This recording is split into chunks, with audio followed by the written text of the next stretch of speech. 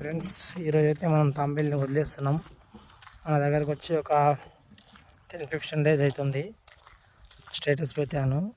మా ఫ్రెండ్స్ ఏమో ఆఫర్ చేశారు. ఒక ఆయన 50,000 ఇస్తా అంటాడు, ఒక ఆయన 60,000 ఇస్తా అంటాడు. అది నిజమో అబద్ధమో నాకు తెలియదు. ఒకవేళ ఇస్తే కూడా ఇవ్వచ్చు మేబీ. అమౌంట్ అయితే శాశ్వతం కాదు.